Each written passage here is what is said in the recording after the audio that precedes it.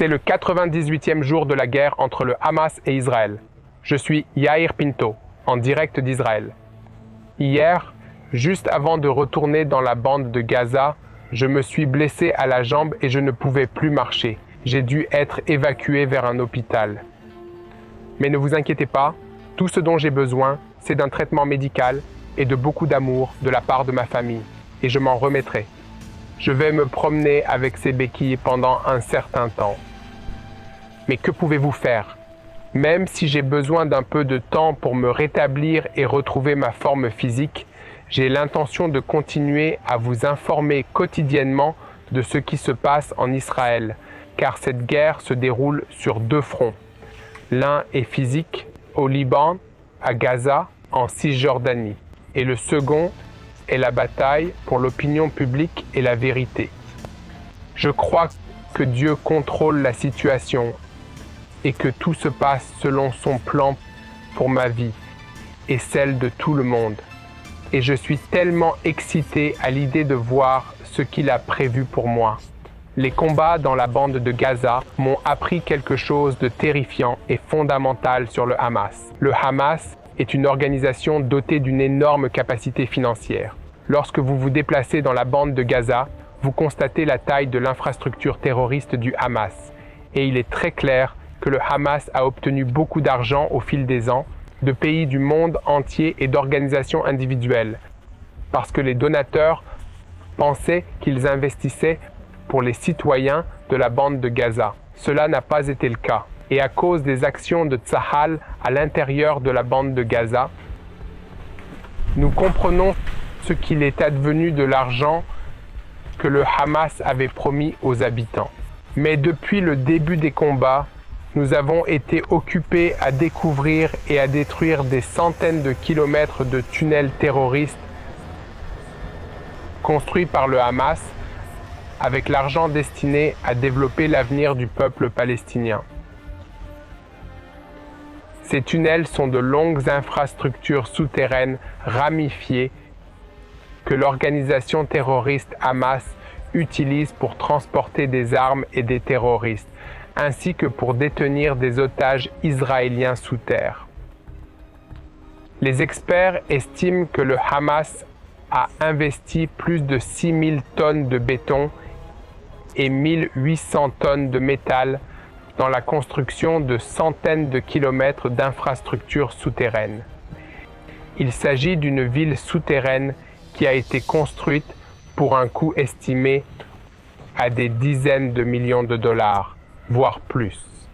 L'organisation terroriste Hamas a choisi d'investir cette quantité incroyable de ressources dans la construction d'une infrastructure terroriste qui sera utilisée pour nuire aux citoyens israéliens et aux soldats de Tsahal.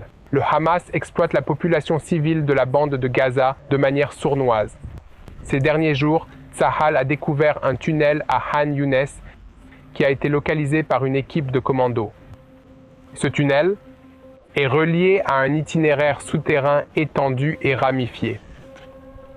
Il est situé au cœur d'une zone civile à Han Younes et, selon les estimations, des millions de dollars ont été investis dans sa construction.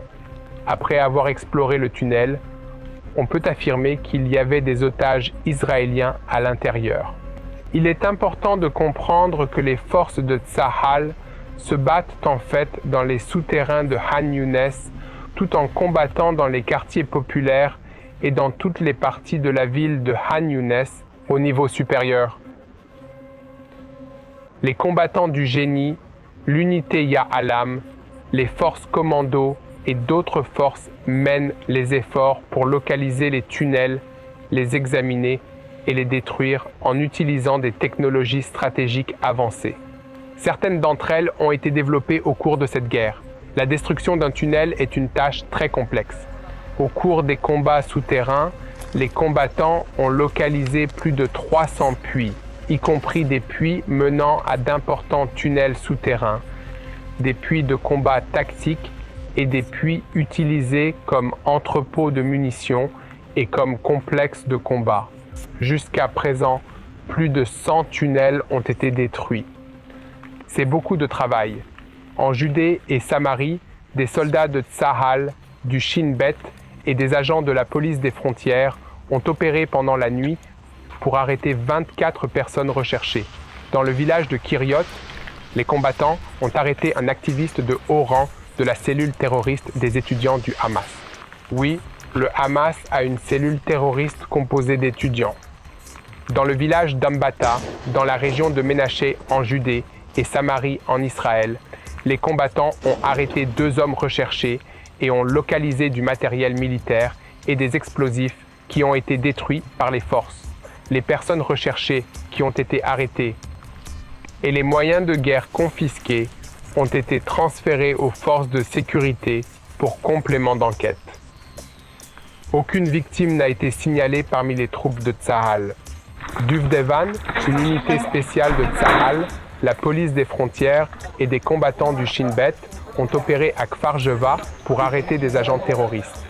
Au cours de l'opération, un homme recherché de l'organisation palestinienne du djihad islamique a été éliminé alors qu'il était armé et qu'il attaquait nos troupes. Un autre homme recherché a été arrêté sur place. Lors des perquisitions effectuées au domicile de la personne recherchée, des cartouches et des fonds terroristes ont été trouvés. Sur le front nord d'Israël, plus tôt dans la journée, Tsahal a mené des attaques contre une série de cibles de l'organisation terroriste Hezbollah, qui est un mandataire de l'Iran, à l'intérieur du territoire libanais, en utilisant des avions de chasse de l'armée de l'air et des tirs d'artillerie.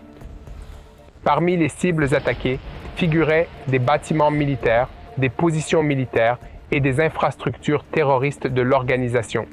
En outre, Tsahal a attaqué à l'aide de tirs d'artillerie un certain nombre de zones sur le territoire libanais. Suite aux sirènes et alarmes émises il y a peu dans les régions israéliennes de Kiryat Shmona et Margaliot, une dizaine de tirs ont été détectés traversant le territoire libanais, dont 3 ont été interceptés par les systèmes de défense anti-roquettes israéliens. Par ailleurs, un certain nombre de tirs ont été détectés au cours de la journée en direction du territoire de l'État d'Israël depuis le Liban, et Tsahal a attaqué les origines de ces tirs. Aidez-nous en diffusant la vérité sur ce qui se passe en Israël. Le monde doit voir le vrai visage de l'organisation terroriste, du Hamas, du Hezbollah et des autres mandataires iraniens qui menacent notre liberté et notre vie. Je sais que Dieu contrôle la situation et qu'il m'apprend chaque jour à lui faire confiance. Hier encore, lorsque je me suis blessé à la jambe, j'ai appris à nouveau que je n'ai aucun contrôle sur ma vie. Et tout ce que je peux faire, c'est lui faire confiance, croire qu'il a un plan pour moi et je dois obéir et faire ma part. Il est mon Père et il sait ce qui est le mieux pour moi. Je crois donc qu'il sait ce qui est le mieux pour nous tous, pour Israël, pour le Moyen-Orient. Tout ce que nous devons faire, c'est prier. Je vous invite donc à vous joindre à moi pour prier pour les forces de défense israéliennes et pour la paix à Jérusalem.